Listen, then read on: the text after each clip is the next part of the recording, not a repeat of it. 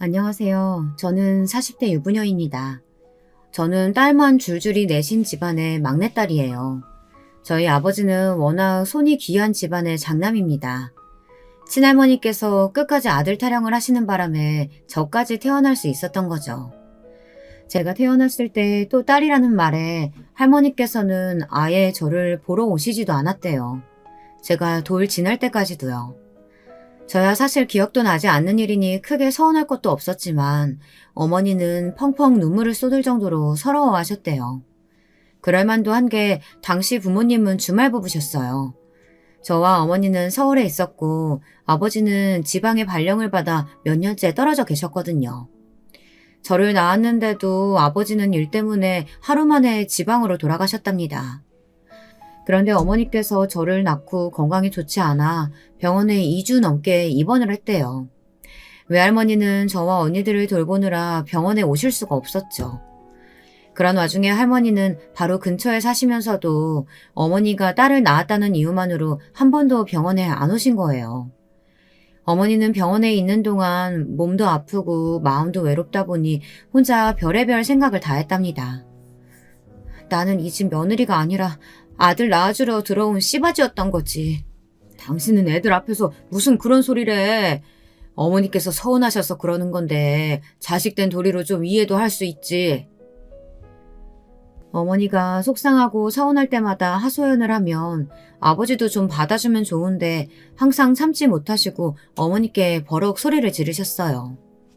오랜만에 만나서도 부모님은 매일 싸우셨습니다.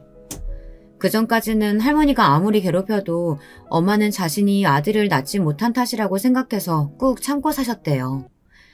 그런데 막내인 저를 낳고 난 뒤 연달아 출산하느라 몸이 완전히 망가져 버렸는데도 할머니는 아들을 낳지 못했다는 이유만으로 아예 대놓고 어머니를 무시하시고 없는 사람 취급하셨대요. 그러니 어머니도 더는 참지 않으셨답니다. 언니들의 기억을 빌리자면 그때부터 부모님의 사이가 급속도로 더 나빠졌답니다. 엄마와 할머니가 만나기만 하면 싸우는 통에 언제부턴가는 아예 명절날에 할머니 댁에 가지도 않았어요.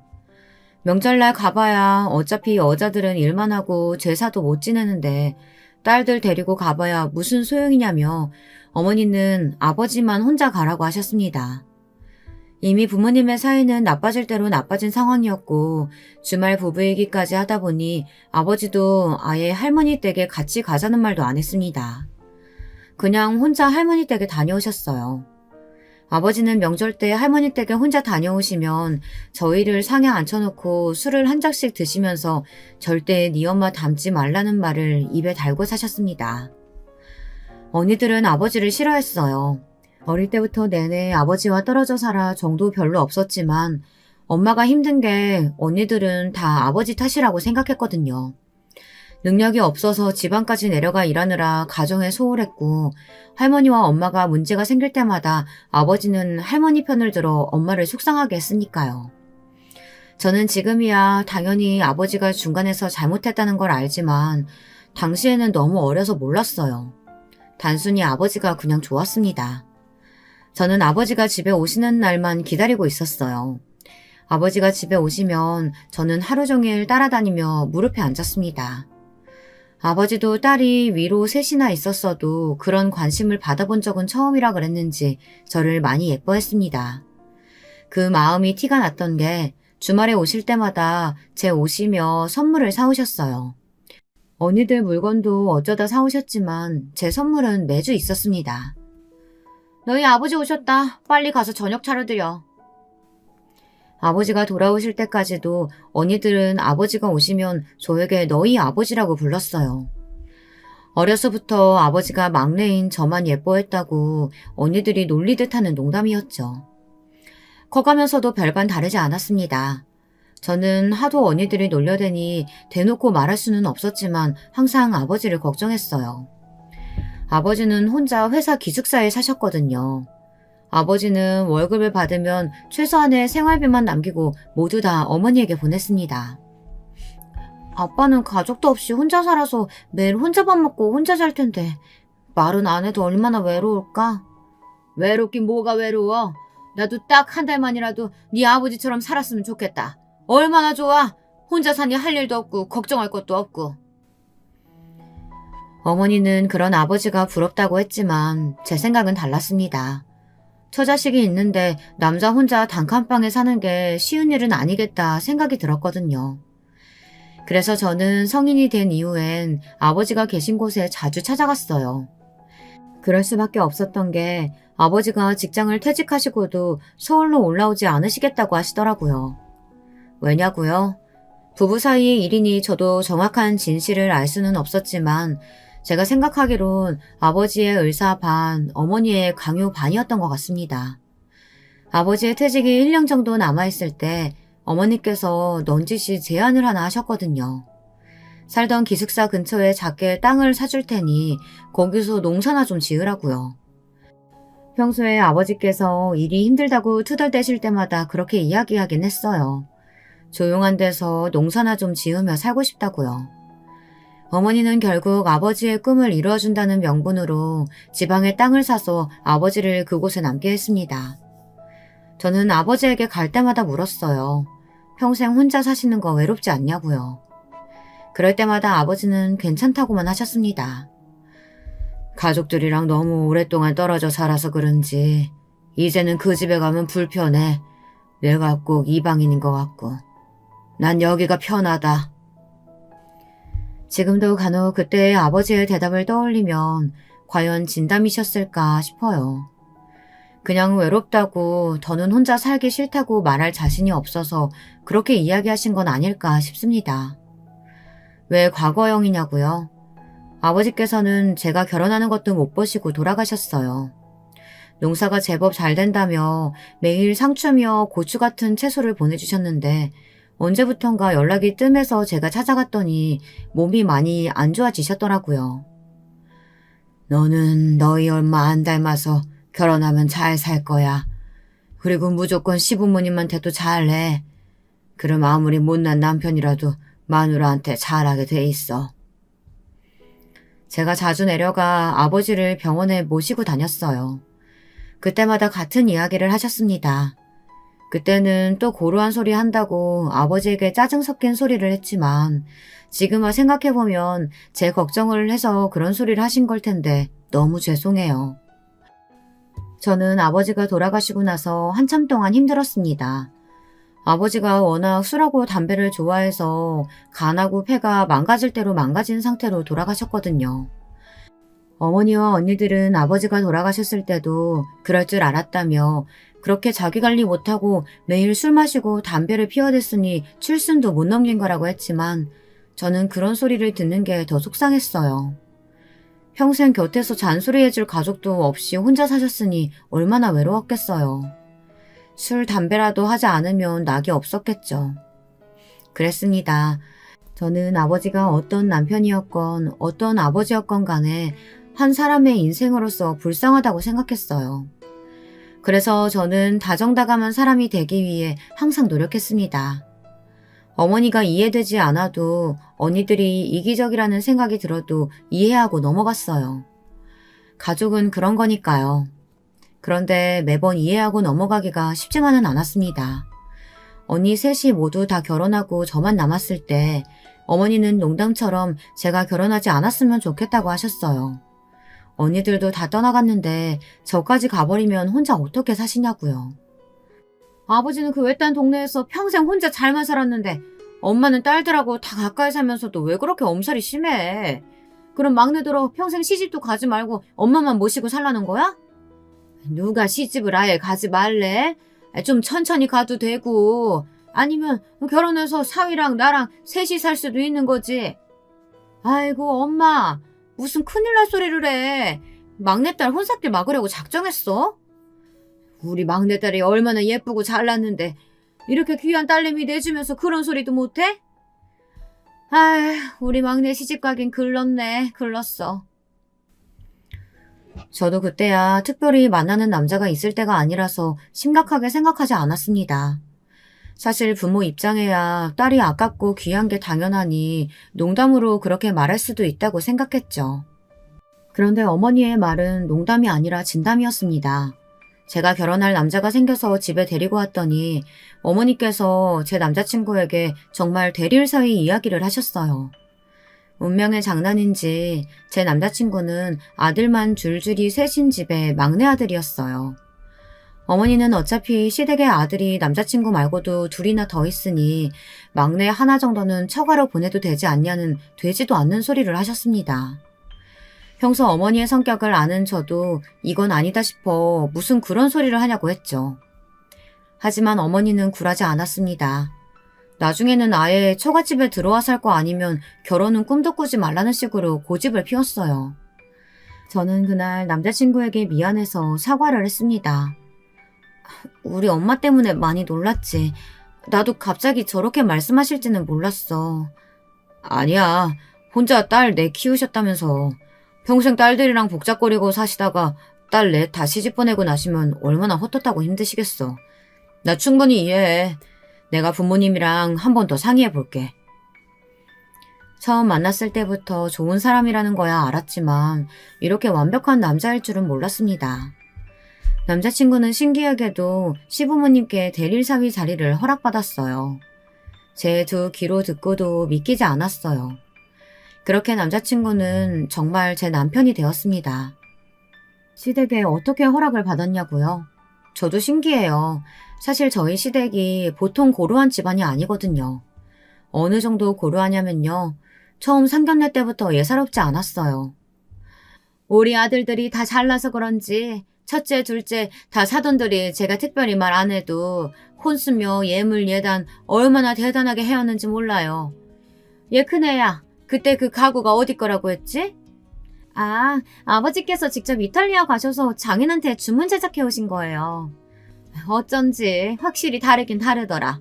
아참, 그러고 보니 둘째 안사돈께서 보내주신 모피도 얼마나 좋은지. 이번 겨우내 내가 아주 그것만 입고 살았다니까. 어머 정말요? 어머니께서 무지 고심해서 고르신 건데 다행이에요. 아무리 좋은 걸 가져다 드려도 저희가 받은 거에 비하면 약소하죠. 그 비싼 아파트를 척 사주셨는데요. 알고 보니 큰형님과 작은형님은 결혼할 때 시댁에서 10억도 넘게 나가는 아파트를 사주셨대요. 저는 이야기를 듣는 내내 놀라워서 이야기에 끼지도 못했습니다. 사실 안 그래도 남편에 비해 제 조건이 더 딸려요. 저는 일반 직장인이지만 남편은 세무사거든요. 저는 그것만으로도 마음에 걸렸는데 상견례 자리에서 남편의 집안 이야기를 모두 다 듣고 나자 더 자신감이 떨어졌습니다. 저도 몰랐었는데 사실 시아버지께서 지역에서 꽤 유명한 분이셨더라고요. 남편의 할아버지께서도 크게 사업을 하셨던 분이라 남편의 집안은 이미 탄탄한 재력을 가지고 있었는데요.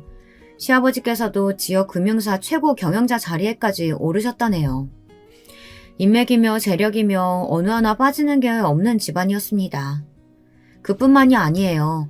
첫째 아주버님도 대기업에 다니고 있었고 둘째 아주버님은 공기업에 다니세요. 그랬으니 큰형님, 작은형님 두 분 다 알아서 혼수를 어마어마하게 하셨나 봐요. 저는 시간이 갈수록 점점 더 위축됐는데요. 저희 친정어머니는 그렇지 않으셨습니다. 오히려 더 당당하셨어요. 그거야 사돈께서 비싼 아파트 한 채씩 사주셨으니까 그런 거죠. 우리 애들은 상황이 다르잖아요. 어차피 결혼하면 우리 집에 들어와 살기로 했는데 혼수니 예단이니 다 무슨 소용이에요? 저희가 언제 대릴 사유로 받아달라고 했습니까? 안사돈께서 저희 아들이 안 들어가서 살면 결혼 못 시킨다고 했다면서요. 얘가 무조건 처가댁에 들어가 살겠다고 얼마나 조르는지. 제 진짜 속마음이야. 그깟 결혼 안 시키고 싶죠. 근데 어쩌겠어요. 귀한 내 아들이 죽어도 결혼해야겠다는데. 상견례 분위기가 삽시간에 안 좋아지자 저와 남편은 당황했습니다. 중간에서 어떻게 해야 하나 해서요. 그런데 때마침 시아버지께서 나서셨습니다. 이제 한 가족인데 별거 아닌 걸로 왈가왈부하면 되겠습니까? 안사돈께서 원하시는 대로 제 아들을 대릴 사이로 데려가셨으니 우리 막내 며느리도 알아서 시댁에 잘 하겠죠. 그치 세아가? 저는 그때까지만 해도 너무 뭘 몰랐습니다. 참 순진했어요. 시아버지의 말씀에 어쩔 줄 몰라 하며 제가 잘하겠다고 아주 꾸벅 절을 했습니다. 결혼 준비할 때도 별의별 일이 다 있었어요. 시어머니는 하루에도 몇 번씩 전화하셨어요. 그리고는 자꾸만 이상한 질문을 하셨습니다. 친정에 신혼방으로 쓸 방에 가봐도 되겠냐, 방 크기는 어느 정도 되냐, 화장실은 몇 개냐 등등 걱정이 많으셨어요. 처음에야 그러려니 했는데 하루에도 몇 번씩 전화해서 그러시니 남편을 무슨 5살짜리 어린애로 보시는 것 같더라고요. 우리 막내가 보기엔 털털해 보여도 은근 잠기가 예민해가지고 옆에서 뒤척이기만 해도 잠을 못 자. 근데 세아가 너 잠버릇은 어떠니? 너 혹시 코 고는 거 아니지? 아니다. 차라리 침대를 하나 사줄까? 요즘 젊은 사람들은 싱글로 2개씩 놓고 그런다던데. 아니에요. 저 잠버릇도 없고 코도 안 골아요. 그리고 저희 방이 그렇게 넓지는 않아서 싱글 2대가 다 들어가진 못할 거예요. 엄마 쪽팔리게 왜 그래 진짜.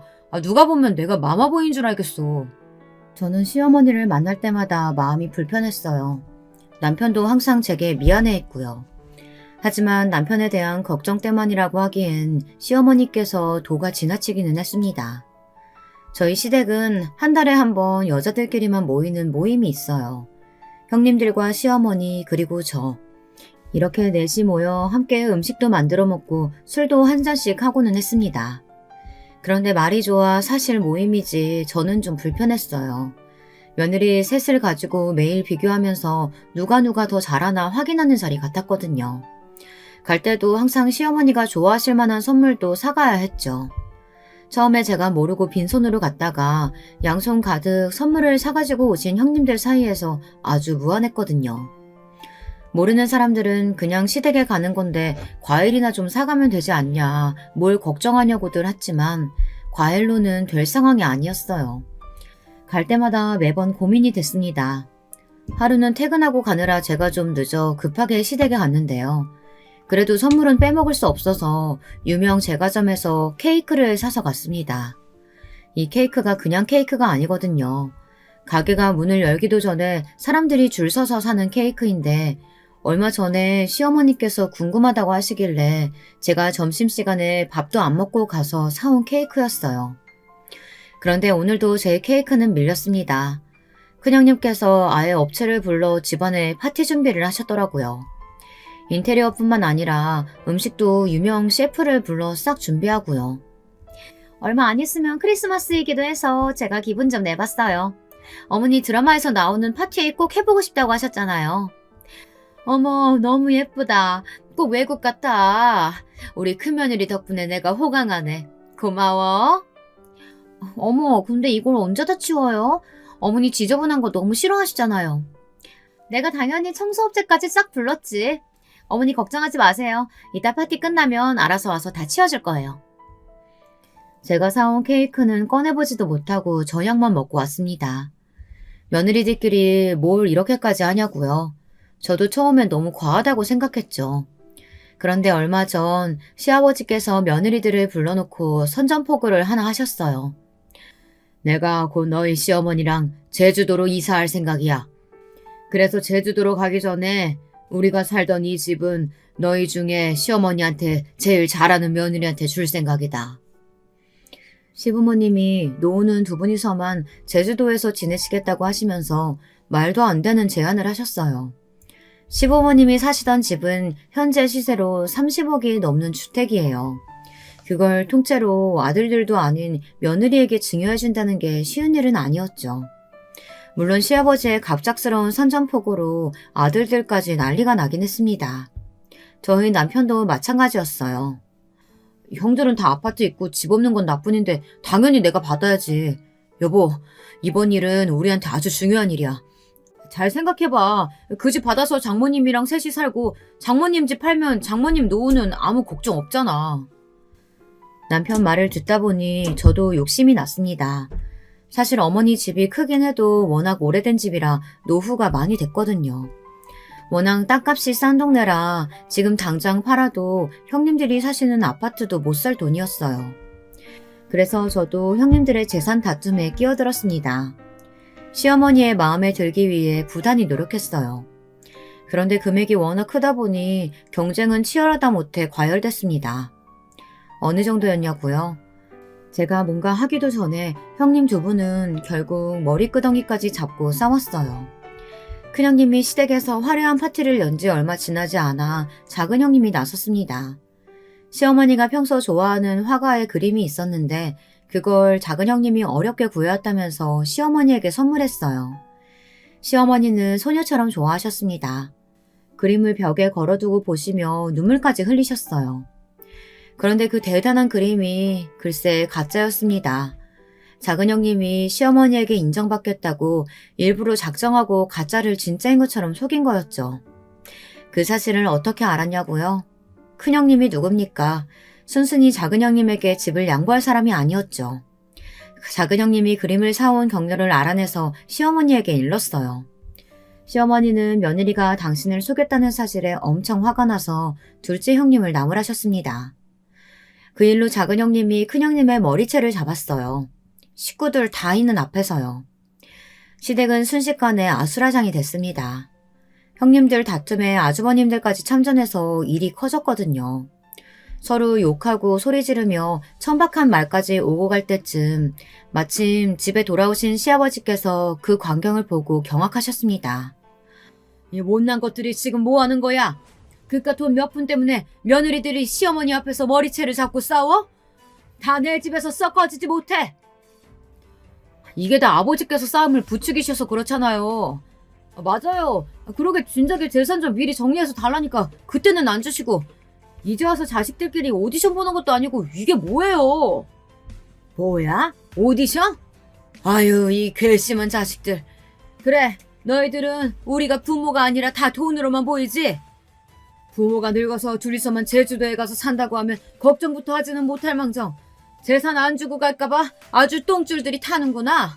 좋아, 나도 너희 같은 놈들 필요 없다. 내가 마지막 선물로 있는 거 다 주고 떠날 테니까 다시는 내 앞에 나타날 생각도 말어.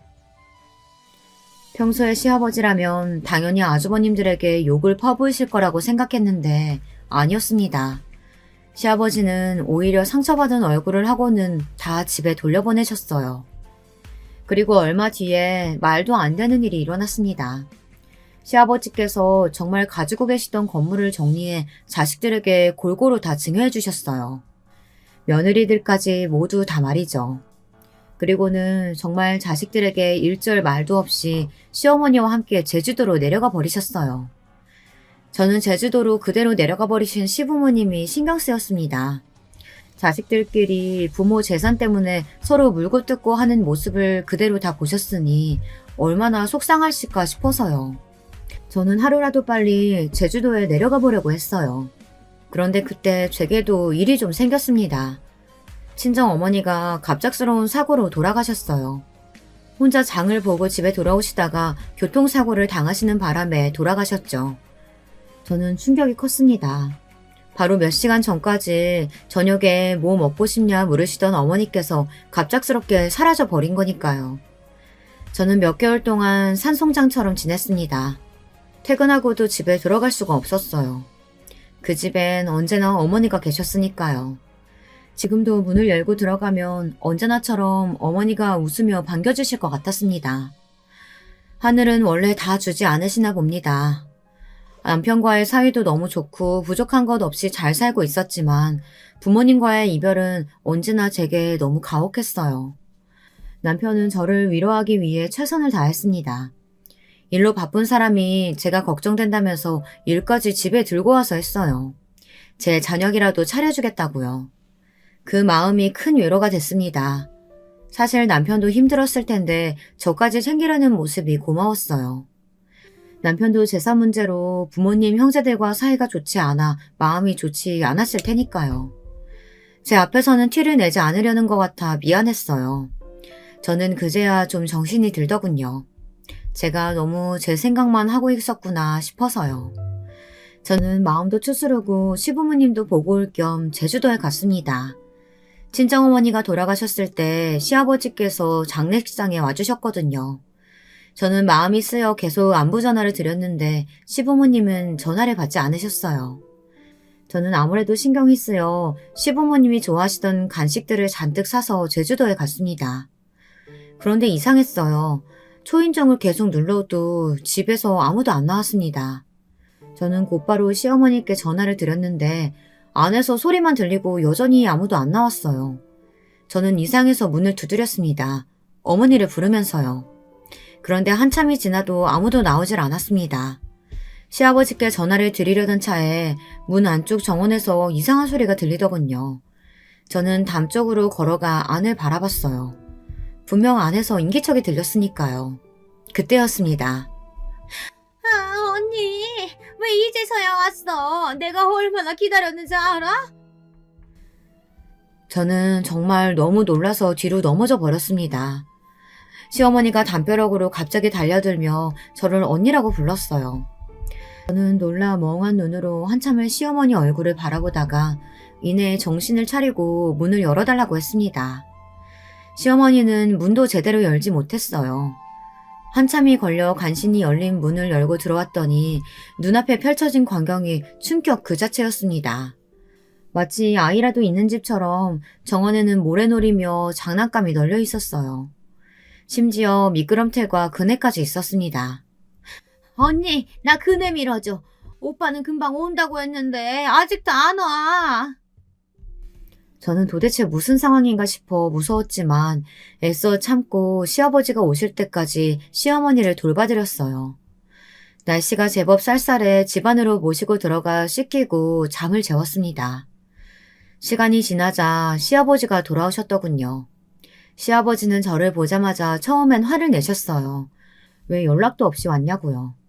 저도 결혼하고 처음으로 시아버지에게 화를 냈습니다. 이런 큰일이 있는데 왜 지금까지 말씀을 안 하셨냐고요. 제가 우려하던 대로 시어머니는 치매가 맞았습니다. 너희들이 알아봐야 뭐해. 어차피 부모 재산만 노리는 자식들. 엄마 상태 알아봐야 병원에 넣으라는 소리만 할 테지. 아무리 그래도 아버님도 연세가 있으신데 여기서 혼자 어머님을 어떻게 돌보세요. 우선 올라가셔서 가족들이랑 같이 상의해봐요. 저는 이대로 시부모님을 두고 돌아갈 수 없었습니다. 어떻게든 두 분을 모시고 올라가고 싶었어요. 그런데 시아버지는 강경하셨습니다. 사실 시어머니의 일로 제 결혼도 허락하신 거랍니다. 그 전 같았으면 제 조건에 대릴 사위 같은 거 절대 받아들이셨을 리 없다고요. 시아버지도 시어머니의 건강 문제로 힘들었던 시기라 하루라도 빨리 막내를 장가 보내려고 하신 거죠. 시어머니께서 당신의 상태를 숨기고 싶어 하셨으니까요. 나는 너희 시어머니가 원하는 대로 자식들이고 주변이고 다 비밀로 해줄 생각이야. 어차피 집이고 재산이고 다 줬으니 이제 너희들 우리한테 아예 관심도 없잖아. 차라리 잘 됐어. 너도 괜한 마음 쓰지 말고 올라가서 잘 살아라. 다른 애들한테도 아무 말 말고. 저는 아무리 그래도 어떻게 그러냐고 울고 말았습니다. 자꾸만 조금 전 씻겨드릴 때 보았던 앙상한 시어머니의 몸이 떠올라 마음이 아팠습니다. 자식들이 알게 되면 너희 시어머니가 아주 난리칠 거다. 여긴 내가 다 알아서 정리할 테니까 제발 내 말대로 해줘. 안 그러면 너희 남편한테 물려준 재산 다시 다 토해내라고 할 거야. 제 손까지 꼭 쥐시고 말씀하시는데 도저히 외면할 수가 없었습니다. 사실 시아버지 말씀이 다 맞아요. 시아버지가 그렇게 화를 내시며 재산을 다 나눠주신 뒤 제주도에 내려가신 이후 아주버님들과 형님들의 태도가 180도 달라졌거든요. 저는 시아버지의 말씀대로 하기로 했습니다. 남편에게도 말하지 않았어요. 대신 제가 제주도에 자주 내려갔어요. 시어머니도 안쓰러웠지만 사실 시아버지가 더 걱정됐거든요. 저희 아버지 생각이 많이 나서요. 평생 혼자 사시면서 아파도 어디다 말도 못하고 꾹꾹 참고 사셨던 저희 아버지요. 그때는 어려서 아버지 보러 가고 싶어도 마음대로 못 가고 항상 어머니 편을 드느라 아버지에게 소홀할 수밖에 없었거든요. 아버지가 돌아가시고 나서 얼마나 후회했는지 몰라요. 그냥 보고 싶으면 볼 걸, 걱정되면 걱정된다고 말할 걸 하고 말이죠. 저는 시아버지가 오지 말라고 해도 갔습니다. 시아버지는 시어머니를 돌보고 저는 시아버지를 돌봤어요. 제가 그러고 싶었습니다. 생각해보니 아버지께서 돌아가실 때 제게 하신 이야기도 시부모님께 잘하라 였잖아요. 아버지께 다 못한 효도 시아버지께라도 해드리고 싶었습니다. 며느리이기 전에 자식으로서 시아버지가 안쓰럽고 대단하시다는 생각이 들었거든요. 젊은 사람들도 하기 힘든 게 병간호인데 80이 다 되어가는 시아버지께서 온전치 않은 시어머니를 돌보신다는 게 너무 존경스러웠습니다. 거기다가 본인이 지금까지 이뤄놓으신 것들까지 모두 다 내려놓으시고 제주도까지 내려와서요. 그런데 제가 한 가지 놓치고 있었던 게 있었어요. 바로 제 남편입니다. 제가 자꾸만 제주도에 왔다 갔다 하니 남편은 저를 걱정했어요. 자식들 다 필요 없다고 제주도로 내려가신 부모님이 자식들의 연락은 받지 않으면서 혹시나 저를 따로 불러 귀찮게 하시는 건 아니냐고요. 저는 그때마다 남편을 속이는 게 좀 미안했어요. 하지만 시아버지께서 남편이 알게 되면 저를 절대 못 오게 할 거라고 하셔 숨길 수밖에 없었습니다. 그동안 저와 시아버지는 많이 가까워졌어요. 제가 자꾸만 쉬는 날마다 제주도에 오니 시아버지도 걱정이 되는지 자기 걱정은 하지 말고 좀 쉬라고 하시더라고요. 아버님이 쉬셔야지 저도 쉬죠. 안 그래도 제가 다음 달은 일이 바빠서 못 내려와요. 그래서 제가 따로 간병인 한 분 구해뒀어요. 다음 주부터 오시라고 했으니까 이번엔 거절하지 마시고 꼭 간병인 쓰세요. 안 그러면 저 또 월차 쓰고 내려와요. 시아버지는 못 이기는 척 제 부탁을 들어주셨습니다. 그래도 간병인 자르라는 소리가 없으신 게 제가 구한 간병인이 마음에 드시나 보더라고요. 그러던 와중에 문제가 터졌습니다. 1년 넘게 연락도 없었던 아주버님과 형님들이 갑자기 집에 찾아왔어요. 시부모님이 제주도에 내려가시고 나서 처음이었습니다. 그런데 오랜만에 찾아와서 한다는 소리가 가관이었어요. 막내, 너 혹시 알고 있었냐? 아버지 회사에 지분 있는 거랑 따로 투자해놓은 거 있었던 거. 그랬습니다. 돈 문제가 아니면 연락할 리 없었죠. 큰 아주버님께서 어디서 들으셨는지 시아버지께서 따로 정리해둔 재산이 또 있다는 사실을 알게 된 겁니다. 아버지한테 재산이 있든 말든 형이 무슨 상관이야. 그럼 아버지 성격에 진짜 우리한테 다 주고 떠나신 줄 알았어? 거봐 형. 어머니가 막내랑 우리랑 차별한다니까. 너 어머니한테 들었지? 어머니가 뭐래? 아버지 돌아가시면 너한테 따로 준대? 무슨 말도 안 되는 소리야. 형들은 양심이라는 게 있기는 해? 어떻게 그런 말을 아무렇지도 않게 해? 이 자식 이거 착한 척하는 것 좀 봐라. 뭐가 있으니까 아버지가 우리 전화 안 받으면서 너희 장모님 돌아가셨을 때 장례식에는 온 거였잖아. 너 말 똑바로 안 해? 그만. 제발 그만 좀 하세요. 아버님 연세도 이제 80이세요. 아주버님들이 자식으로서 아버님께 뭘 잘했다고 또 재산 이야기를 하세요? 저는 처음으로 아주버님들 앞에서 소리를 질렀습니다. 도저히 참을 수가 없었어요. 어머니 아버님이 어떻게 지내고 있는지는 조금도 궁금해하지 않으면서 어떻게 시부모님 재산에 또 욕심을 낼 수 있는 건지 너무 뻔뻔해서 두고 보고만 있을 수가 없었습니다. 동서야말로 어디서 감히 큰 소리를 내? 시부모님이 안 계시면 우리가 제일 큰 어른인 건 몰라? 어른 같은 소리 하고 있네. 어른이면 어른 노릇하고 대접받을 생각을 하세요. 저는 아주버님이든 형님이든 도저히 저보다 어른이라고 생각 안 하니까 저한테 어른 대접 받을 생각하지 마세요. 세상에 어떻게 이런 인간들이 있을까요? 다들 부모 덕에 남들 앞에서 떵떵거리고 살 정도로 잘 살면서 아직도 욕심이 나나 봅니다. 저는 곧바로 제주도에 계신 시아버지에게 연락을 드렸어요. 아주버님과 형님들이 제주도로 내려갈 것 같다고요. 제 이야기에 시아버지는 속상하신 듯 보였지만 얘기 안 할 수가 없었습니다. 아무것도 모르고 계시다가 또 아주버님과 형님들에게 당하면 안 되니까요. 그런데 며칠 뒤 큰일이 벌어졌습니다. 간병인분에게 연락이 왔어요. 저희 시아버지께서 쓰러지셨답니다. 저는 너무 놀라서 남편과 바로 제주도로 내려갔어요. 내려가면서 저는 펑펑 눈물을 쏟았습니다. 이게 다 제 잘못 같아서요. 제가 괜한 소리를 시아버지께 하는 바람에 시아버지가 충격을 받으신 것 같아 너무 걱정됐습니다.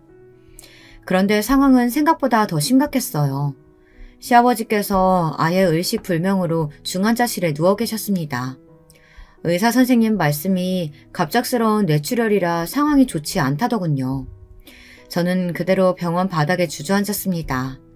아버지와 어머니만으로도 모자라 저에게 또 왜 이런 일이 일어나는 건지 하늘이 원망스러웠어요. 그런데 와중에 최악의 상황이 벌어졌습니다. 시어머니의 상황까지 가족들이 모두 알게 됐어요. 게다가 제가 알고 있었다는 사실까지 밝혀지게 되자 가족들의 모든 화살이 저에게 돌아왔어요. 재수씨가 어떻게 이래요? 설마 아버지한테 재산 남아있는 거 미리 알고 지금까지 혼자 몰래 제주도 드나들면서 아버지한테 점수 딴 거예요? 아주버님, 무슨 말을 그렇게 하세요? 제가 아주버님이랑 똑같은 사람인 줄 아세요? 동서, 저번부터 말 자꾸 싹수 없게 한다? 이래서 가정교육이 중요하다니까? 아버지 없이 자랐으니 뭘 보고 배웠겠어? 형수님이야말로 말 조심하세요. 아까 어머니 간병인 얘기 못 들었어요? 와이프가 아버지 힘드실까봐 여기저기 수소문해서 간병인도 구해준 거라잖아요. 그러니까 그게 다 계획적이었던 거 아니냐고요. 상상도 못했습니다. 형님들도 아주버님들도 이 정도로 상식이 없는 사람들인 줄은 몰랐어요. 어머니의 간병인이 지금까지 있었던 일을 다 설명했는데도 자기들 마음대로 해석해서 생각했어요. 남편은 또 제게 미안해했습니다. 지금까지 혼자 얼마나 마음고생을 했겠냐면서 제게 고마워했어요. 그런데 그때였습니다. 저희 부부가 서로 안쓰러워하며 애틋하게 바라보는 사이 아주버님들과 형님들 사이에 작은 실랑이가 벌어지고 있었어요. 병원에서 시아버지 보호자가 누군지 물었나 보더군요. 앞으로 시아버지의 병원 생활이 얼마나 길어질지 모르기 때문에 반드시 곁에 보호자가 있어야 한다고요.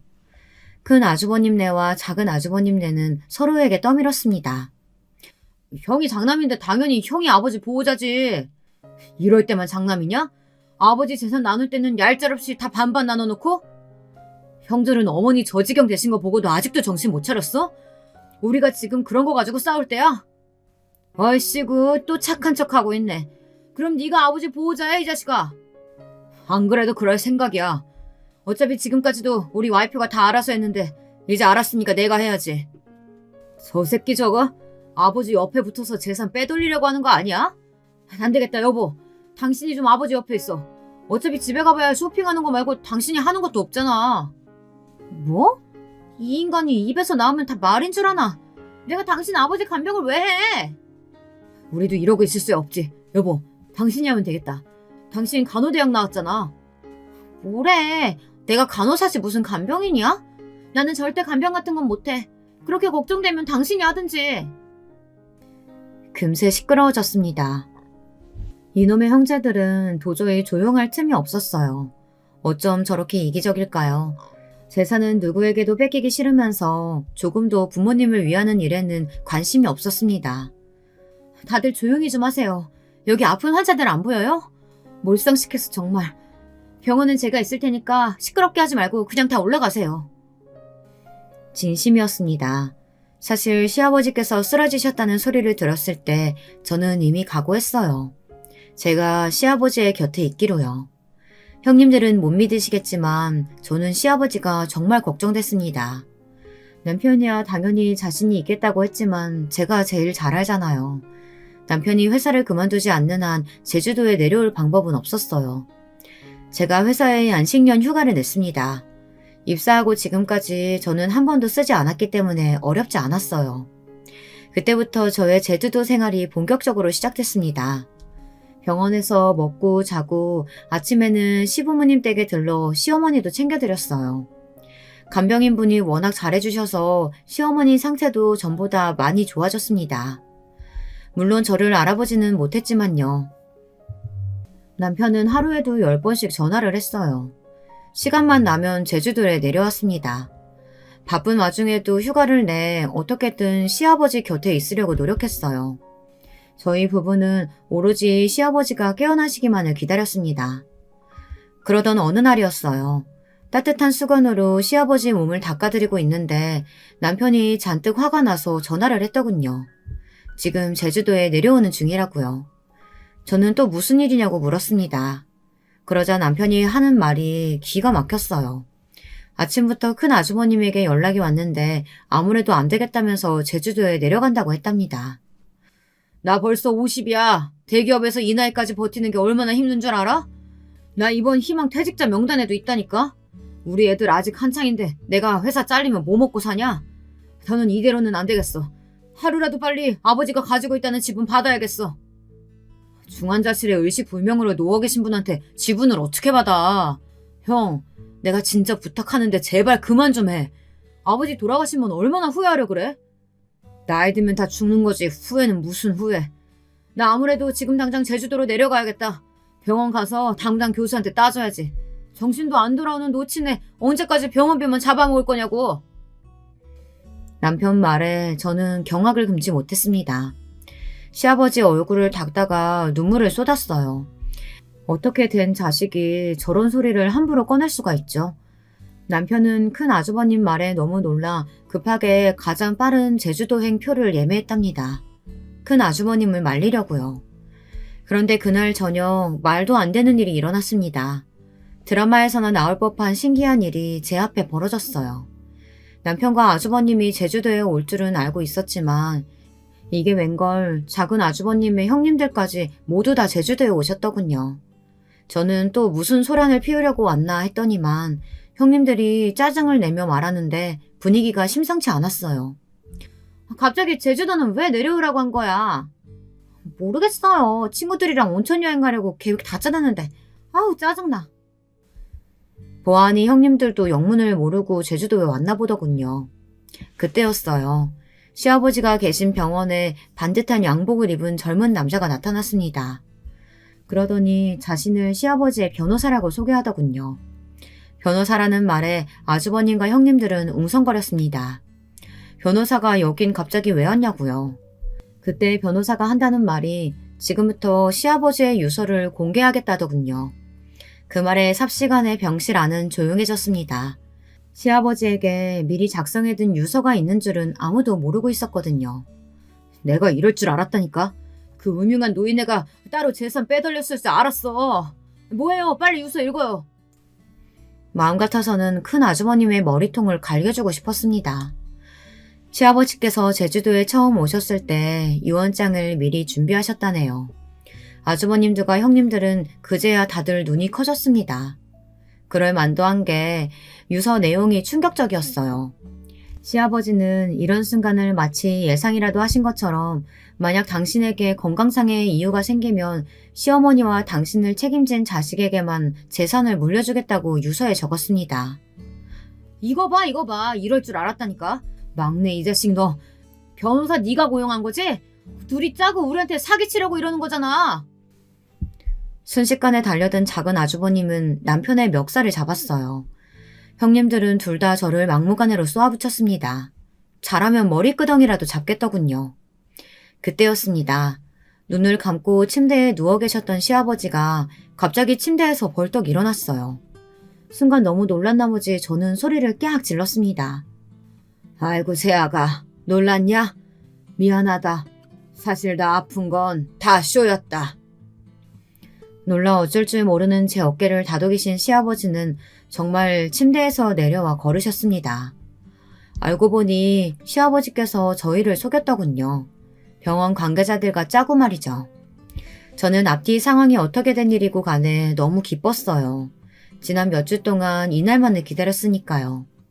기쁨도 잠시 병실 분위기는 삽시간에 달라졌습니다. 지금까지 별의별 막말들을 퍼부어대던 아주버님들과 형님들이 입을 딱 닫아버렸어요. 아주 오랜만이구나.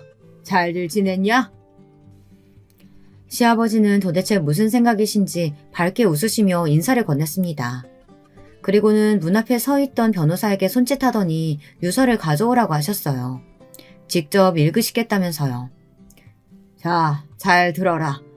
똑똑한 우리 장남이 알고 있는 대로 나한테는 재산이 아직 아주 많이 남아있다. 알다시피 너희 어머니 상태가 좋지 않아. 앞으로도 나와 네 어머니는 제주도에서 쭉 살 생각이야. 그래서 내가 투자한 회사에서 나오는 배당금은 계속 내가 받을 생각이고. 아이고 아버지 당연하죠. 저 그런 거 욕심내는 놈 아닙니다. 뻔뻔해도 어떻게 저렇게 뻔뻔할 수가 있을까요? 아주버님은 시아버지더러 음흉한 노인네라고 할 때는 언제고 아무 일 없다는 듯이 태연하게 굴었어요.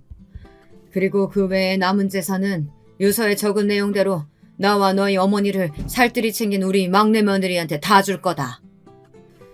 순식간에 난리가 났습니다. 아주버님들과 형님들도 저와 남편에게 물건만 던지지 않았지 말도 안 되는 소리라며 소리를 지르고 난동을 부렸어요. 그 순간 더 드라마틱한 일이 벌어졌습니다. 병원 안으로 경호원들이 들어오더니 아주버님들과 형님들을 제지했어요. 아직 끝이 아닌데 어쩌지? 김 변호사가 맞아 읽어. 큰아드님과 작은아드님 그리고 두 며느님 모두 해당되는 내용이니까 잘 들으세요. 아버님께서 자녀분들에게 망은 행위로 인한 재산 증여 해제 신청을 하셨습니다. 그랬습니다. 저도 몰랐는데 부모가 자식에게 재산을 증여하고 난 뒤 자식들이 자식으로서 해야 할 의무를 다하지 못하고 부모를 외면하면 증여했던 재산을 다시 뺏어올 수 있더군요. 세상에 그런 거지 같은 법이 어딨어. 여보, 우리도 1억에 있을 게 아니라 빨리 올라가서 변호사 선임하자. 그래요, 형님. 우리 같이 아버님이랑 막내네 소송 걸자고요. 셋이 짜고 재산 안 주려고 저러는 건데 이대로 뺏길 수는 없죠. 형님들, 무식한 소리 좀 그만하세요. 애초에 증여받은 재산은 다 아버님 거라 증여 해제 신청하면 다시 원래대로 돌아오는 거예요. 뺏는 게 아니라. 저는 참다 한마디 했습니다. 사람의 탈을 쓰고 어떻게 저렇게까지 부끄러운 줄 모르나 싶어서요. 제 말에도 아주버님들과 형님들은 뒤도 돌아보지 않고 올라가셨습니다. 변호사를 알아보겠다고요.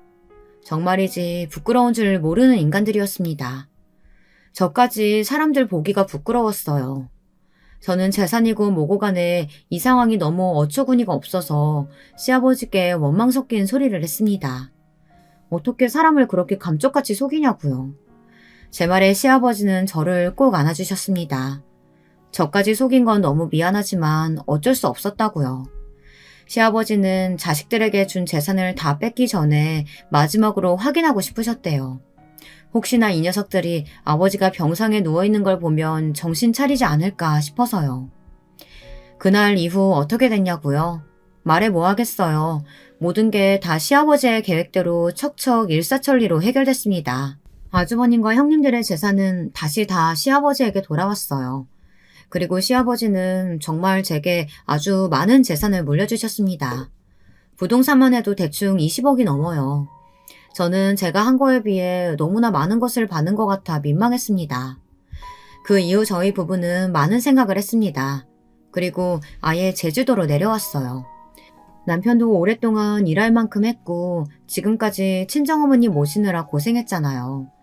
앞으로는 저희 부부가 시부모님을 모시기로 했습니다. 에이, 내가 너희더러 나 모시고 살라고 재산 준 거 아니야. 아버님은 괜히 좋으시면서 꼭 그러시더라. 제가 아버님이랑 어머님이랑 같이 살고 싶어서 온 거니까 뭐라고 하지 마세요. 재산 뺏긴 형님들은 어떻게 됐냐고요? 저도 시아버지도 전혀 궁금하지 않았습니다. 시아버지는 아예 일절 아주버님과 형님들 이야기를 꺼내지도 않으세요. 아예 없는 사람 취급하십니다. 하지만 아주버님과 형님들은 달랐죠. 주말마다 집에 찾아와 싹싹 빌었어요. 누가 시키기라도 한 것처럼 일을 찾아서 합니다. 형님들은 시어머니가 좋아하셨던 것들을 잔뜩 사와서 시중을 들어요.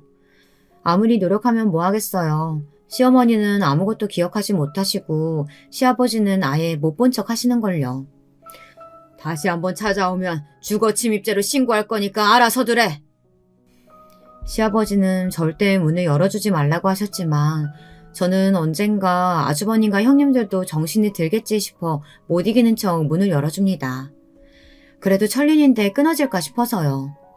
그리고 저희 부부에게 또 다른 좋은 일이 생겼습니다. 저와 남편은 부부 금실이야 좋았지만 사실 고민이 하나 있었어요. 둘 다 겉으로 드러내지는 않았지만 결혼하고 지금까지 아이가 생기지 않아 마음고생을 했었습니다.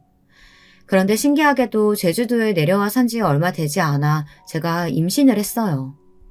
노산도 이런 노산이 없는데 제주도에 오고 난 뒤 이래저래 마음이 편했는지 자연스럽게 아이도 생긴 것 같아요. 저와 남편은 어느 때보다 행복한 시간을 보내고 있습니다. 여러분의 가정에도 드라마틱한 일이 생기시길 바랄게요. 지금까지 저의 긴 이야기 들어주셔서 감사합니다. 안녕하세요. 어디다 이 원통한 이야기를 풀어야 할지 몰라 여기를 찾았습니다. 이야기를 시작하기 전에 제가 얼마나 힘든 상황에 처해 있는지 알아주셨으면 합니다. 부디 따뜻한 말씀 한마디씩 부탁드릴게요. 제겐 눈에 넣어도 안 아플 딸 2명이 있습니다. 남편과 결혼하고 한동안 애가 생기지 않아 고생고생하다 낳게 된 딸들이죠. 그렇게 낳은 딸이라 저에겐 유독 각별하게 애정이 가는 자식이었습니다. 특히 저희 첫째 딸은 제게 마치 아픈 손가락 같은 존재인데요. 장녀라서가 아니라 첫째 딸이 어렸을 때부터 몸이 좀 자주 아팠습니다. 갓난아기 때부터 열이 잘 나 응급실을 왔다 갔다 했고 그 때문에 저 역시 하루에도 천국과 지옥을 여러 번 왔다 갔다 하곤 했습니다. 흔히 아이가 아프면 부모는 아무것도 못한다고 하죠. 저도 아이가 아플 때마다 심장이 쿵 떨어져 열 떨어질 때까지 얼굴만 넋놓고 바라보고 있었습니다. 아가야, 왜 이렇게 자주 아픈 거니? 엄마가 널 건강하게 낳아주지 못한 거니? 미안해, 아가야. 내가 널 고생시키는 것 같아. 아프지 마, 아가야. 가끔은 죄책감이 밀려와 그런 속삭임을 중얼거리면 아이는 제 말을 알아듣기라도 한 것처럼 손을 꼼지락거리곤 했습니다. 그렇게 엄마의 속을 썩이던 첫째 딸은 오히려 크더니 조금 나아지더라고요. 비법이랄 건 없지만 제가 일부러 아침마다 과일을 갈아 먹이고 저녁엔 줄넘기나 훌라후프 같은 운동을 시켰어요. 주말엔 저와 함께 자전거도 타러 나갔고요.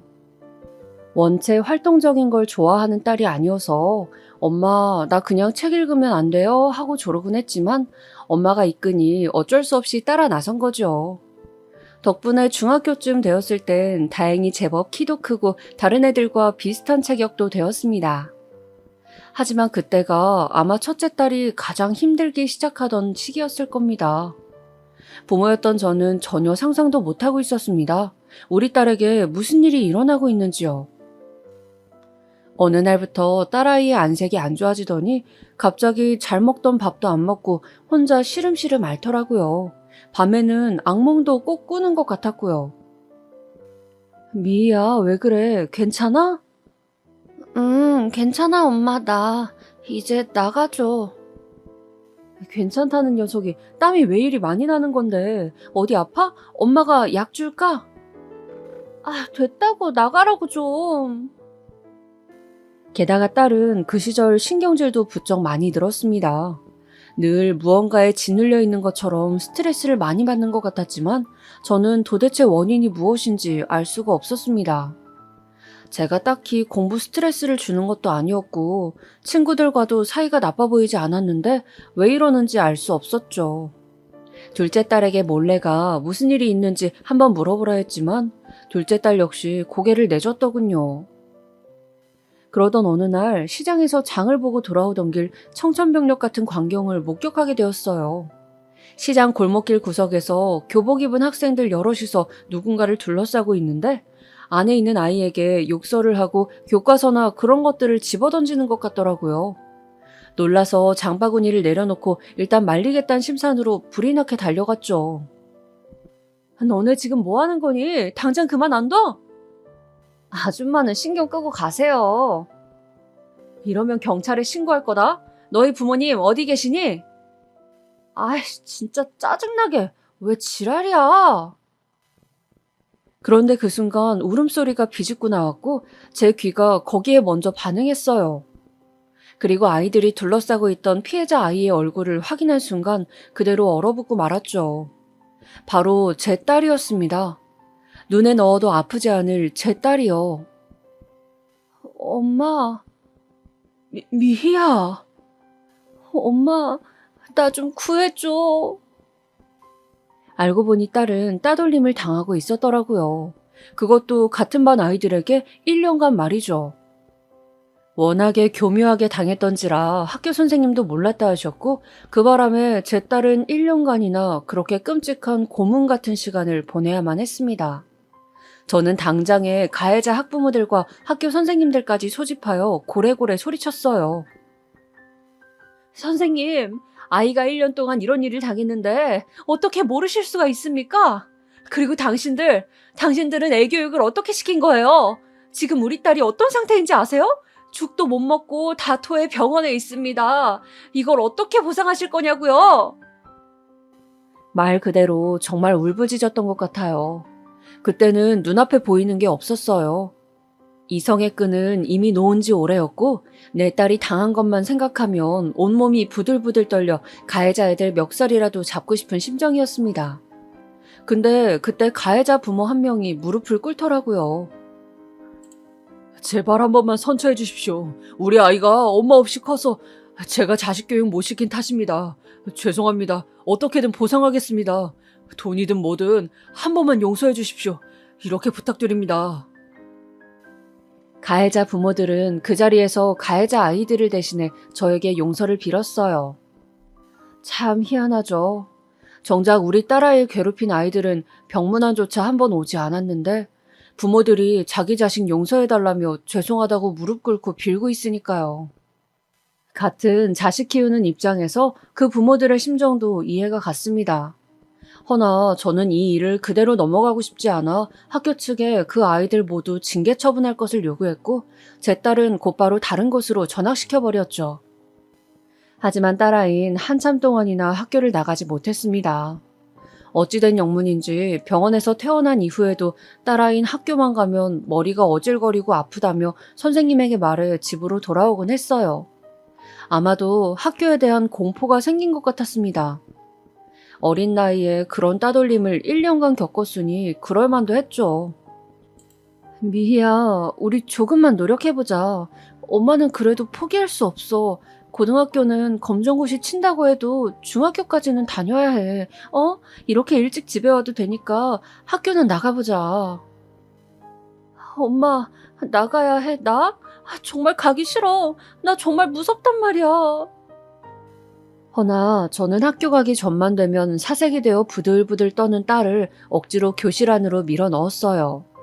그땐 그렇게라도 해서 중학교를 졸업시켜야 한다는 생각이 컸어요. 근데 그러지 말았어야 할까요? 지금도 제가 했던 그 행동들을 되짚어보면 잘한 건지 모르겠습니다. 엄마의 욕심에 그저 아이를 몰아붙인 건 아닌지. 그래도 다행히 그런 첫째 딸이 조금이나마 활력을 찾게 된 건 새로운 학교에서 만난 친구들 덕분이었습니다. 전 학교와 달리 이번에 사귄 친구들이 다 순하고 착해 딸아이를 언니처럼 보듬어 주더라고요. 딸아이가 집안에 박혀 있으면 끄집어내어 시내를 쏘다니기도 하고요. 저는 어린아이들이 저 대신 그런 역할을 해주는 게 대견하고 고마워 용돈을 쥐어주거나 아이들을 불러 맛있는 것들을 해주기도 했습니다. 얘들아, 많이 먹어라. 이거 아줌마가 만든 탕수육인데 맛있을 거야. 집에 갈 때도 좀 싸가고 언제든지 집에 놀러 와라. 알았지? 네, 감사합니다, 아줌마.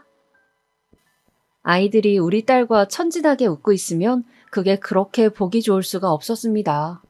아무쪼록 첫째 딸이 그렇게 기운을 차리고 일어서는 동안 저 역시 조금씩 마음을 추슬러 나갔습니다. 그리고 딸의 입에서 엄마, 나 고등학교 갈래? 라는 말이 나왔을 때 얼마나 기뻤는지 모릅니다. 그렇게 무사히 고등학교까지 입학해 공부를 할 때쯤에야 엄마인 저는 완전히 마음을 놓았습니다.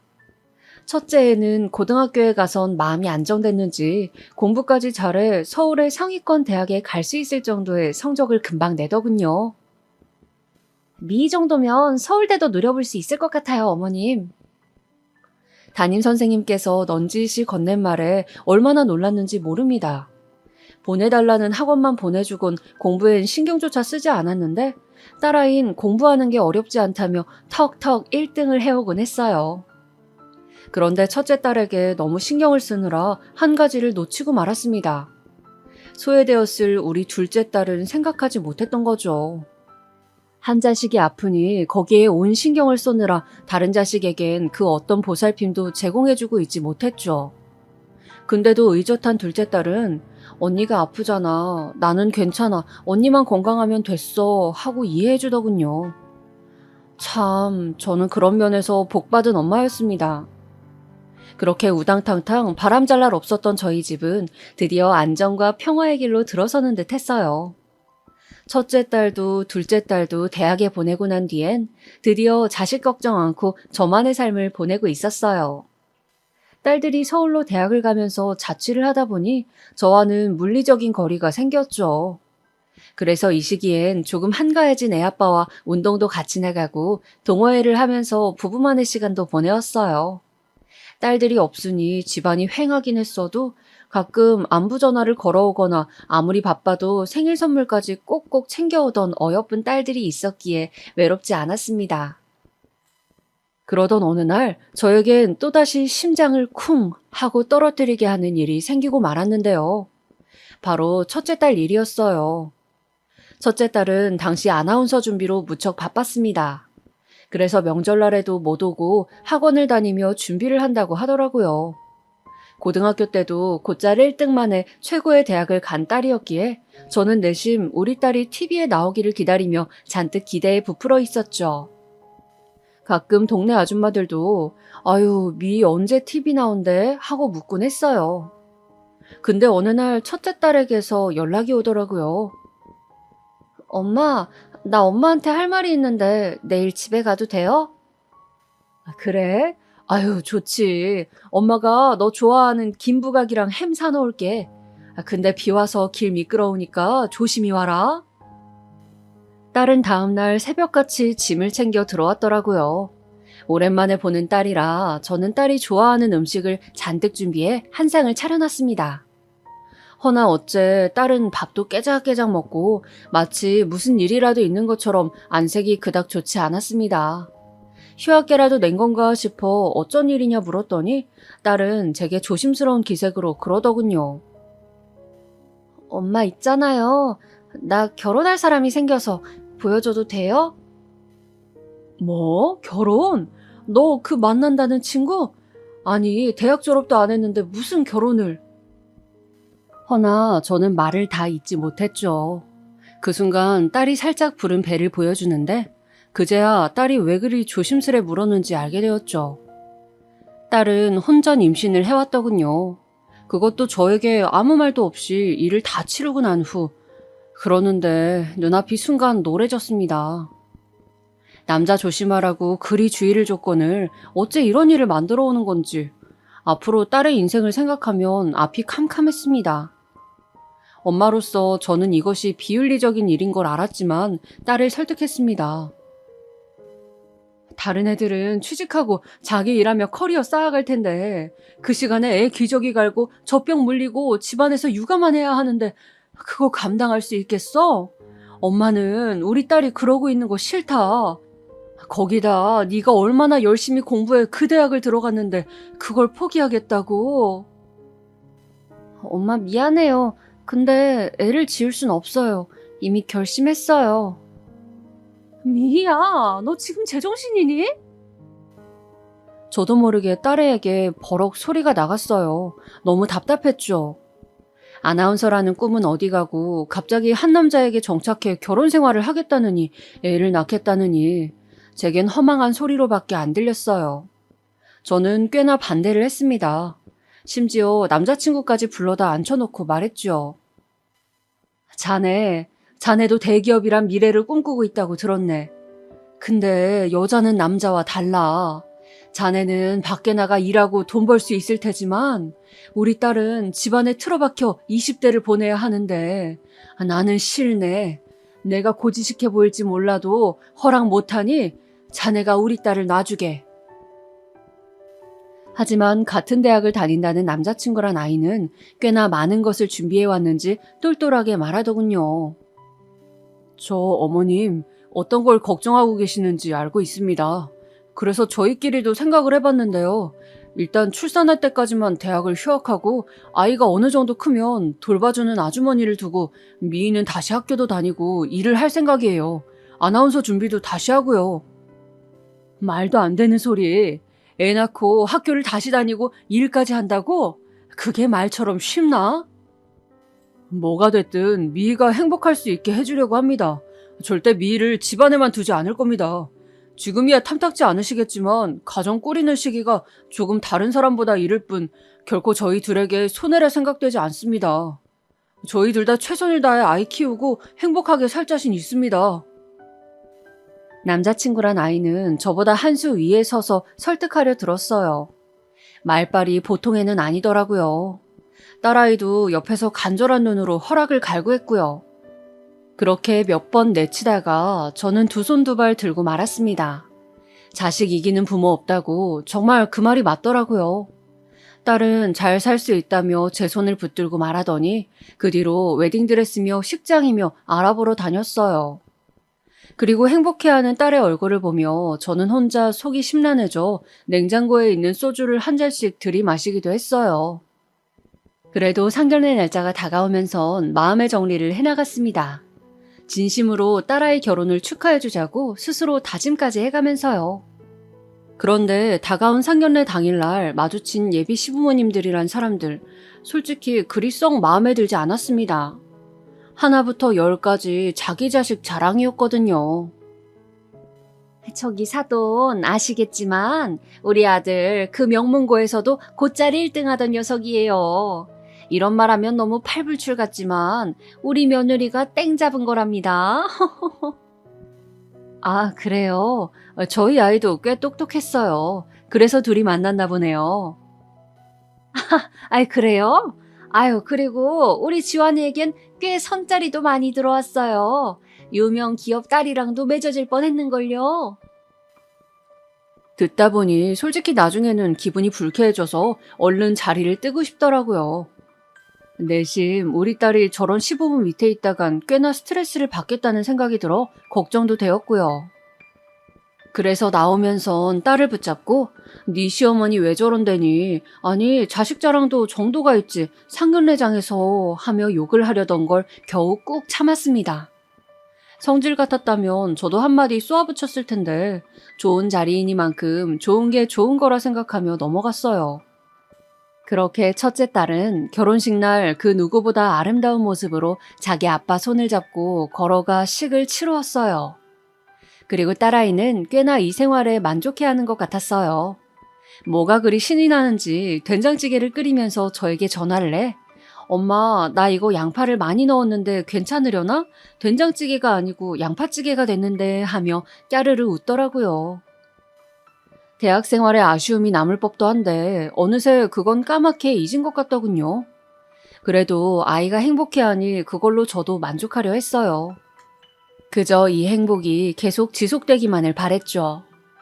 어찌됐든 딸아이는 다행히 건강하게 아이를 출산했고 당시 저는 딸아이의 육아를 도와주기 위해 간간히 신혼집에 갔습니다. 근데 초기엔 괜찮아 보이던 딸아이가 어느 날부터는 확 시들시들해지더군요. 중학교 시절 그랬던 것처럼 또다시 눈밑이 새까매지고 잠도 자지 못하는 증상을 보이는 겁니다. 왜 그러니? 미희야, 엄마가 약이라도 지어줄까? 아니에요, 엄마. 그냥 요즘 애가 너무 울어서 그래요. 엄마의 직감이라는 게 참 무섭죠. 딸아이의 증상이 어딘지 이상하다는 걸 느낀 이후론 정신엔 문제가 생긴 게 분명하다는 생각이 들었어요. 그래서 어느 날 마음을 먹고 딸네 집을 찾아갔어요. 근데 아무리 초인종을 눌러도 딸아이가 나오질 않더라고요. 미희야, 문 좀 열어봐라. 미희야! 그리고 한참 후에야 웬 파리한 행색에 부스스한 머리를 한 여자가 나와 문을 열었어요. 보자마자 저는 너무 놀라 장본 것도 떨구었습니다. 미희야, 너 얼굴이... 엄마... 딸은 제 목소리를 듣더니 갑자기 무언가가 북받쳐 올라온 듯 서럽게 울기 시작했어요. 그리고 저를 감싸 안으며 엉엉 울기 시작했습니다. 엄마. 말해봐, 미희야. 무슨 일인지 좀. 미희는 그제야 말하더군요. 우울증이 온 것 같다고 했습니다. 집에서 애만 키우고 있으니 자기도 모르게 그런 증상이 찾아온 것 같다고요. 솔직히 가끔은 아무것도 하기가 싫고 하루 종일 가만히 침대에만 누워있고 싶다고 하는데 그 말을 듣는 내내 가슴이 철렁했습니다. 내가 어떻게든 결혼을 뜯어 말렸어야 하나 하는 생각마저 들었죠. 하지만 전 일단 차분하게 딸을 앉힌 뒤 극복해보자며 정신과로 데려갔습니다. 의사 선생님께서도 실천할 수 있는 여러 가지 방법을 알려주셨고 제가 그 뒤부턴 딸 집에 살다시피 하며 적극적으로 보살피기 시작했어요. 그래서인지 사위와도 마주칠 일이 많았죠. 장모님, 이렇게까지 안 해주셔도 되는데 늘 번번이 감사합니다. 아니네. 이래야 내 마음이 편해서 그러네. 밥 차려놨으니 먹게. 네, 먼저 씻고 올게요. 처음에는 사위도 고마워하는 것 같았습니다. 오히려 제가 힘들까봐 걱정하는 것 같았어요. 장모님 좋아하시는 거라길래 사왔습니다 하며 가끔은 먹을 것들을 들고 들어오기도 했고요.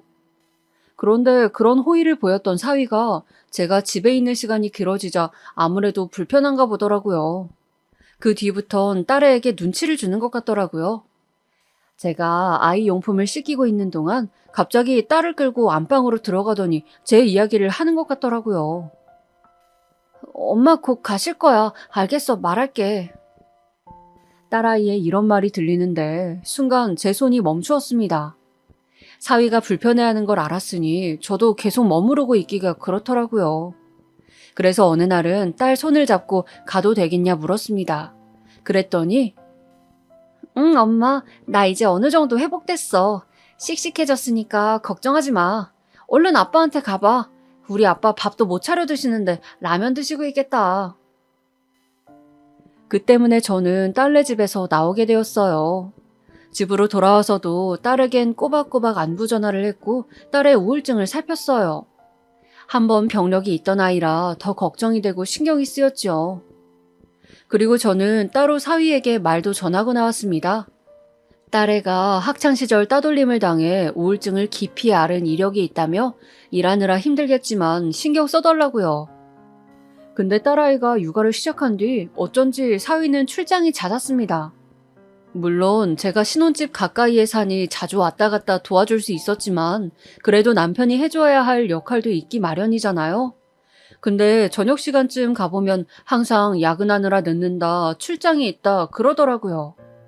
딸아이는 육아에 치여 허덕이고 있는데 혼자만 고생하는 것 같아 조금 불만족스러웠습니다. 그래도 내색하지 않고 가만히 지켜보고 있었죠. 그런데 어느 날 아마 딸아이의 생일이었을 겁니다. 다 같이 아기까지 데리고 간단히 집 앞에서 외식을 하기로 했는데 시간이 지나도 사위가 오질 않는 겁니다. 얘 김서방 많이 늦는다니? 대체 언제 오는 거니?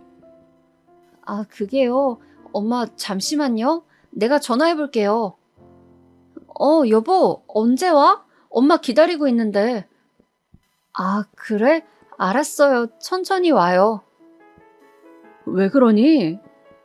그게 엄마, 갑자기 일이 생겨서 조금 늦는다네. 우리끼리 먹고 있으라고 하는데. 아니, 무슨 일이 그리 중하다고 생일날까지 이러는 거야?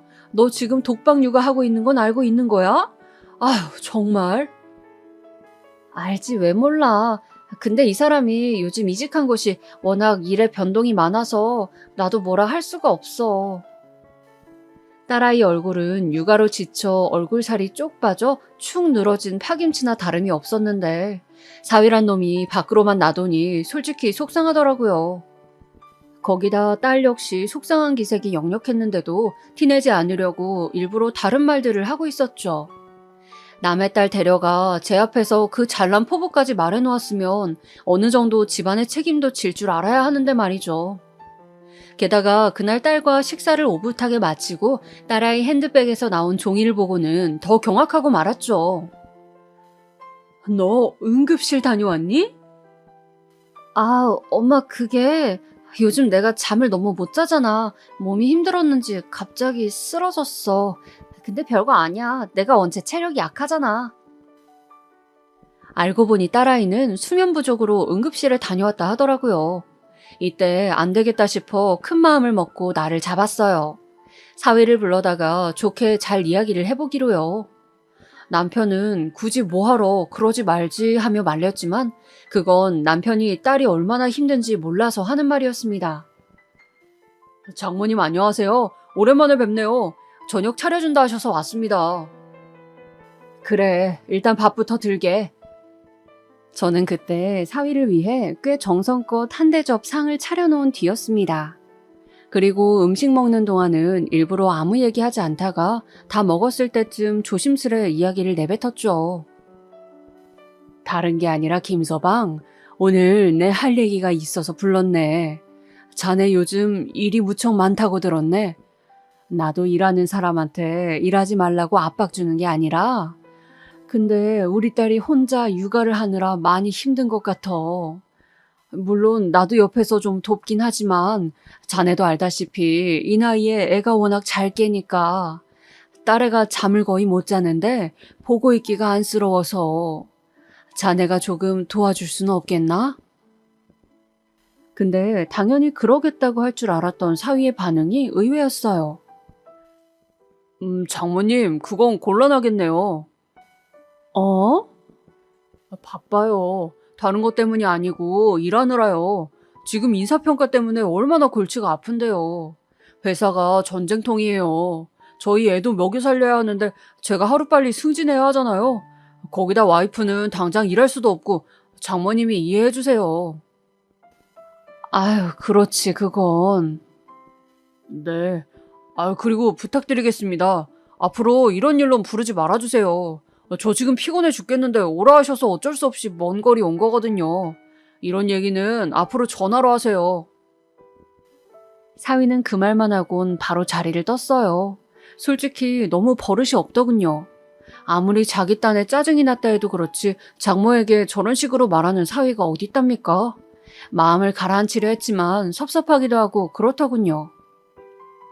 그 후론 사위에게 일절 전화하지 않았고 따로 만나는 일도 없었죠. 다행히 딸아이는 육아에 적응했고 조금이라도 여유를 찾은 것 같아 보였습니다. 허나 저와 사위 사이에선 계속 마찰이 잦았습니다. 제가 딸아이 학교 다니게 하고 육아를 도와줄까 싶어 신혼집 근처로 이사를 가려 했더니 사위가 쌍수를 들고 반대를 하는 겁니다. 장모님, 꼭 굳이 그렇게까지 하셔야겠어요? 저희 장모님 드릴 육아비 같은 거 없습니다. 아니네. 난 육아비를 원하는 게 아니라 그냥 우리 딸이 학교를 다녔으면 해서. 제가 말씀드렸잖아요. 애 조금 더 크면 미희 학교 다니게 해줄 거라고요. 솔직히 말씀드리면 장모님이 이쪽으로 오시는 거 저 상당히 부담스럽습니다. 그러니 제발 선 좀 지켜주셨으면 좋겠네요. 아니 자네, 어딜 우릴 가르치려 드는 거야? 결국 그날은 애 아빠가 더 화가 나 사위와 한바탕을 했습니다. 근데 사위는 딱히 반성하는 기미도 보이지 않았고 거기다 더 가관이었던 건 저희가 현관문을 닫았을 때였죠. 애 아빠를 먼저 보내고 조용히 문 앞에 서서 들려오는 소리들을 듣는데 사위놈이 제 딸에게 바락바락 소리를 지르더라고요. 제발 당신 어머니 아버지 좀 여기 오게 하지 마. 왜 장모님이 우리 일에 이래라 저래라인 거야? 아님 네가 중간에서 말이라도 잘하든가. 넌 왜 이렇게 답답하냐? 이러니 내가 집에 들어오기가 싫은 거야. 저는 그때 이 결혼은 잘못되었다고 생각했습니다. 우리 딸이 어쩌다 저런 남자에게 넘어간 건지 속이 탔죠. 이 속을 털어놓을 데가 없어 애꿎은 둘째 딸만 붙잡고 한탄했어요. 그래도 사위에게 험한 소리를 하면 부부 사이 안 좋아질까봐 하고 싶은 말도 꾹 참고 어떻게든 풀어보려고 사위와 둘만 있는 자리를 만들어 얘기를 나눠보기도 했어요. 제가 부드럽게 다독이자 사위 역시 그때는 또 저도 장모님께 지나쳤던 면이 있는 것 같습니다 하며 점잖은 모습을 보이더라고요. 그래서 저는 부부 사이가 좋아지길 바라며 그렇게 사위에게 가끔씩 돈도 쥐어주고 사위 좋아하는 비싼 회도 사줘가며 달래고 또 달랬습니다. 그런데 어느 날부터인가 딸과 연락이 되지 않았습니다. 둘째 딸이 지방에서 올라와 다 같이 여행을 갈까 의논하던 날 전화를 해보았는데 딸아이는 연락조차 되지 않았습니다. 엄마, 언니 왜 전화를 안 받아? 요즘 내 전화도 안 받던데. 그러게나 말이다.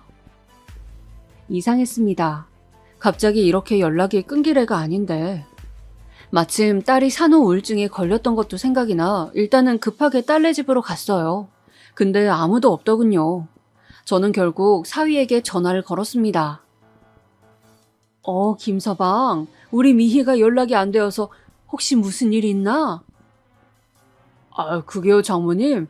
아무래도 제가 찾아뵙고 말씀드리려고 했는데 오늘 일 끝나고 가겠습니다. 심장이 두근거리기 시작했어요. 사위의 목소리는 무거웠고 낮게 깔려 있었습니다. 그런데 사위가 오자마자 들은 상황은 상상보다 훨씬 심각하더군요. 저 사실 아내가 지금 정신병동에 있어요. 애는 저희 어머니가 봐주고 계시고요. 뭐라고? 아내가 최근에 우울증이 심각해졌는데 그게 실어증으로 이어져서 말을 못하게 되는 상황까지 왔어요. 그래서 어쩔 수 없이 급하게 조치를 취했네요. 아니 자네 그런 일을 어떻게 말 안 하고 지금 하는 겐가? 말씀드리려 했는데 저도 요사이 경황이 없었습니다. 죄송합니다. 사위의 말에 의하면 딸아이의 우울증이 발병한 건 한 달 전이었는데 갑자기 2주 전부터는 말을 못하게 되었다고 하더라고요. 기다려봐도 도저히 증세가 호전되지 않아 정신과 선생님의 권유에 따라 정신병동으로 옮겼고요. 솔직히 이해할 수가 없었습니다. 딸아이의 부모가 저희인데 어떻게 상의 하나 없이 병동으로 옮겼는지 화가 나기도 했죠. 하지만 상황이 상황이니만큼 저희 부부는 그 다음날 바로 딸아이를 보러 그 병동으로 찾아갔습니다. 눈으로 마주한 딸아이의 상태는 심각했어요. 저희가 와도 하루 종일 허공만 바라보고 있었고 먹지도 자지도 못해 약을 투여해야 한다고 했습니다. 미희야, 엄마야, 엄마. 제가 아무리 불러도 딸아이는 그저 저를 뚫어지게 볼 뿐 아무 말을 안 했죠. 선생님, 우리 딸이 도대체 왜 말을 못하는 거예요? 우리 딸이 멀쩡하던 딸이, 아이고 미희야. 그리고 그 자리에서 저는 그만 말을 잃은 딸의 얼굴을 보곤 통곡을 하고 말았습니다. 의사 선생님은 실어증을 앓고 있지만 증세가 호전될 기미가 보이니 조금만 기다려달라 하셨지만 너무 비통했습니다. 모든 게 다 제 탓 같았어요. 제가 그때 딸 집에서 나오지 않고 잘 보살폈다면 그러지 않았을 텐데 남편 역시 심란하긴 마찬가지였습니다. 이대로 집에 들어가면 저나 남편이나 잠도 못 자고 딸 걱정에 아무것도 못할 게 뻔했죠. 그래서 마음을 다독이기 위해 여보, 나 잠깐 걷다 갈게요. 들어가 있어요, 먼저.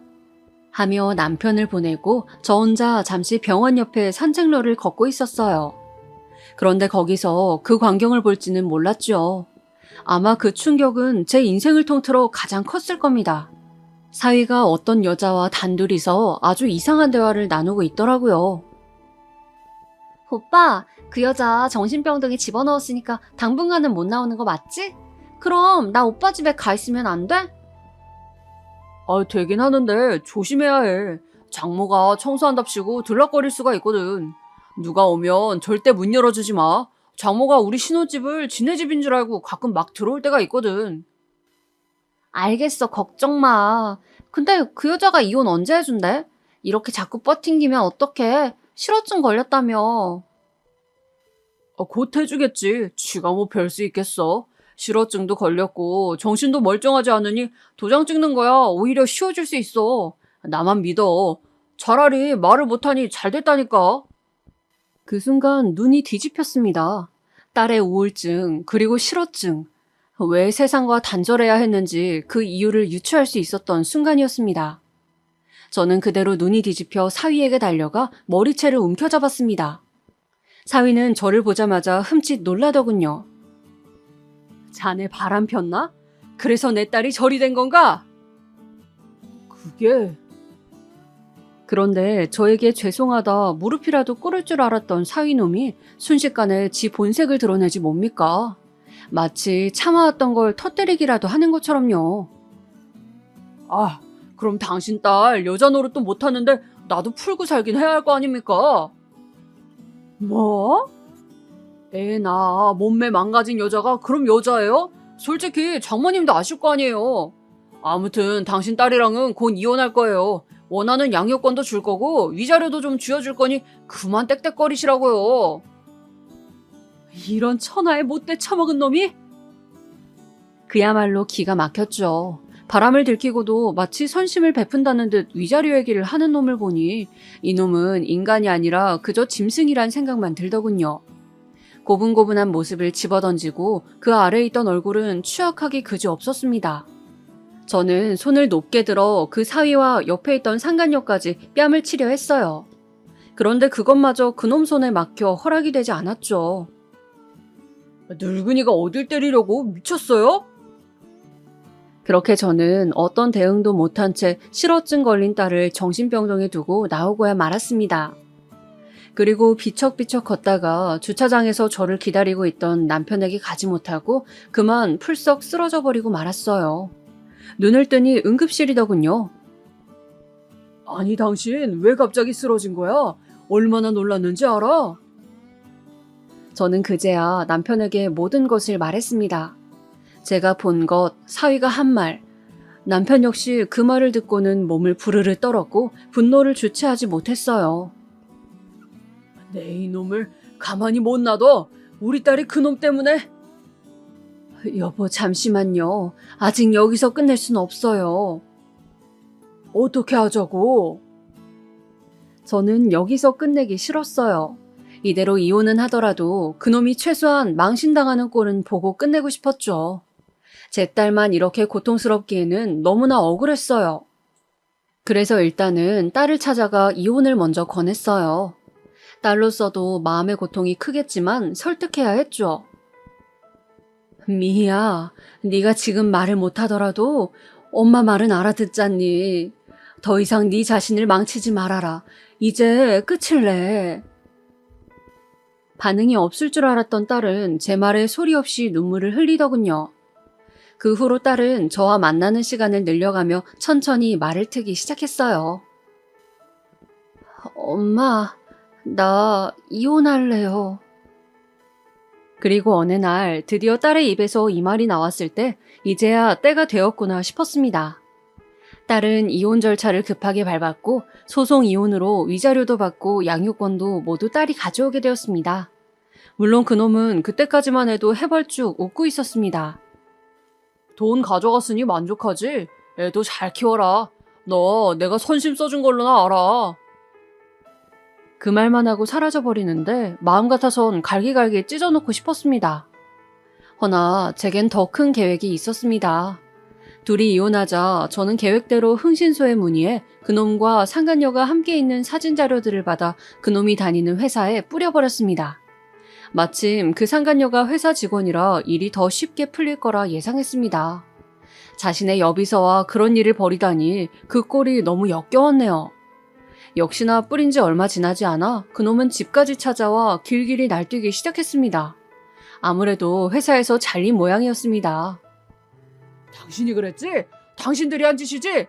이거 고소감이야, 알아? 내가 고소할 줄 알아. 다들 각오해.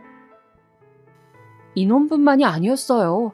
과거 사돈댁이란 사람들, 아니 사돈댁이라 부르고 싶지도 않은 그 짐승들 또한 수준이 비슷하더라고요.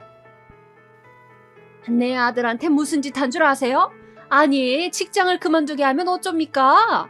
당신 애들 제정신이에요? 내 딸은 실어증 걸리게 해놓고 당신 아들 직장 잘린 건 안 됩니까?